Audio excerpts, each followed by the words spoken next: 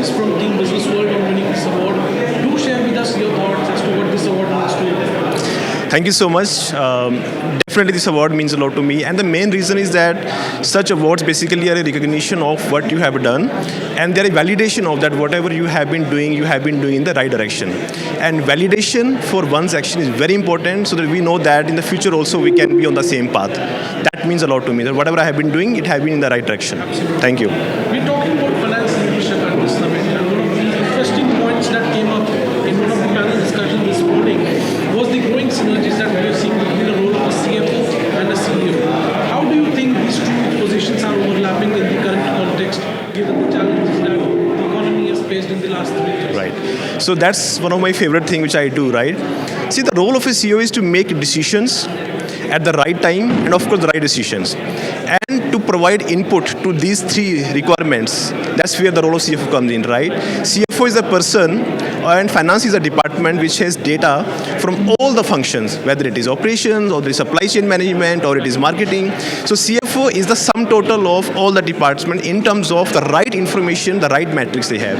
And the CFO can provide that information, can put on table all those right matrices for the CEO to take a right decision. So there's a great synergy, I would say, and I really believe in that.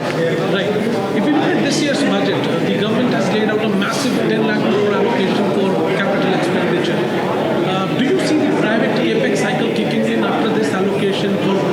That's essential for medium-term growth prospects. How do you see that private capex cycle kicking in? Right.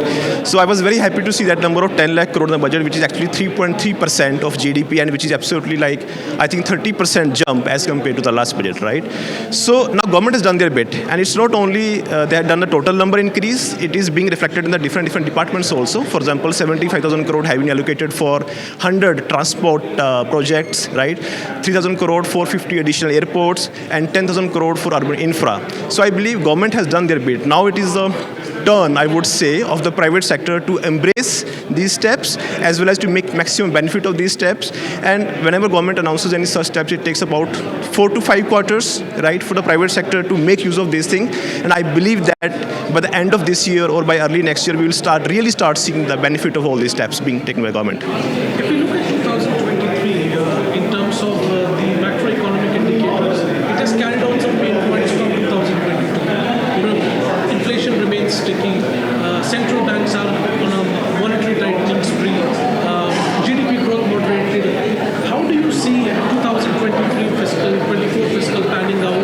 What would be your strategy as a finance leader from your company's perspective to navigate in such a macroeconomic environment? Right. So that's one of the most important question in front of every finance leader right now in the country.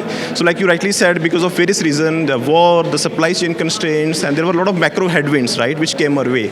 But I believe now the worst is over, right? And I always try to believe that. And in fact, it is being reflected in the numbers also, right? The cycle is actually kicking in. The capex cycle is also kicking in. At least the leaders, the decision makers have started thinking that now we should start increasing capital expenditure, right? And especially with this input and with this push by government in the budget also, that has given a lot of confidence to the finance leaders. So I believe in context of especially my company also, we are an infra company, interestingly, and we really believe that the next year, the FY 23-24, holds a lot of hope for our company as well as for every such company in infra sector. My last question to you, given how these 3 years have panned out, what would be that one single biggest advice that you would like to give to your generation of finance leaders as well as for the future generation of finance leaders to tackle and be ready for such unforeseen challenges? Right. So I always say this, that as a finance leader, the single most differentiating character that you should have as compared to other domain leaders is that your action should not be swayed by or influenced by emotions. Every action, every decision of a finance leader, especially a CFO, should be based on data-driven analytics, should be based on numbers, and should be based on the numbers not only from your domain, but across the function. That is the single most quality I believe every finance leader should have. Thank you so much for your time. And once again, a big congratulations on being there. Thank you so much. Thanks again.